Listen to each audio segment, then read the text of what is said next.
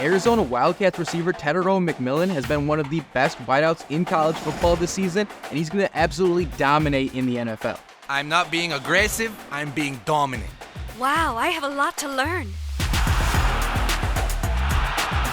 You asked for it and we delivered. It's Fan Friday, and you, the fans, chose today's topic point of view. Don't forget to leave a comment down below.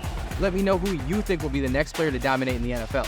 There's no right or wrong answer here because football is so unpredictable, but Tetairoa McMillan has to be one of your top options. He's got all the makings of an exceptional NFL receiver, and that's been true since his high school days. He was a 5-star recruit at Certified High School in California and was named Gatorade National Player of the Year finalist his senior season.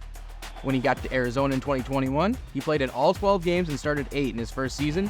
He led all freshmen with 39 receptions and 8 touchdowns, and set the true freshman record at Arizona with 702 receiving yards. Then last season, he nearly doubled his production with 1,402 receiving yards and 10 scores to become a third-team All-American. So he had some big hype coming into this season as he was named a preseason first-team All-American, but he's done much more than just match the expectations. In the Wildcats' first game of the season against New Mexico, T-Mac had a performance for the ages, racking up 10 catches for 304 yards and 4 trips to the end zone. That's the most yards by an FBS receiver since Ohio State's Jackson Smith-Njigba in 2022.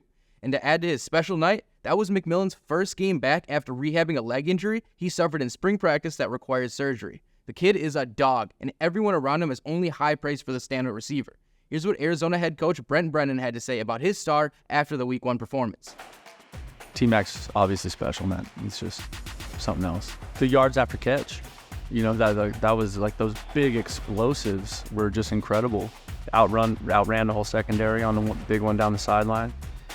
He's awesome. He's an awesome competitor, and he's also not satisfied. He's like, we can play better.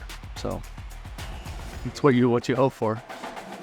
Brennan pretty much told you everything you need to hear in 10 seconds, and other teams across the country appear to share the same sentiment as well, because they haven't let T-Mac get loose like that since that week by using a ton of double coverage and shading the safeties to his side of the field. So while the production has gone down since that week, which is impossible to keep up with anyway, he still projects to be elite at the next level, a lot like Marvin Harrison Jr. has been so far. But before we get into that, here are the results of this week's poll question. Thanks to everyone who voted. Look out for another question on Monday. Now back to it. McMillan stands at 6'5" and over 210 pounds, while Harrison Jr. measured at 6'3" and 209 pounds at his combine. And T-Mac has a very similar catch radius and knack for the football that shows he'll dominate in the NFL, which can be seen by these two plays. First, we got to go back to last season when Arizona faced off against Colorado, and McMillan was matched against Travis Hunter, who is projected to be the number 1 pick in this year's draft. On this red zone snap, T-Mac runs a fade and makes a one-handed snag that left Hunter with no chance to make a play. And earlier this season, against Kansas State, Arizona's QB has no business throwing this deep ball, but he sees the single coverage and trusts McMillan to make the catch. It's plays like that have T-Mac shooting up the NFL mock draft rankings. Some mocks even have him near a top 5 pick above some of the best signal callers in the class, very similar to where Harrison Jr. was in the 2024 draft.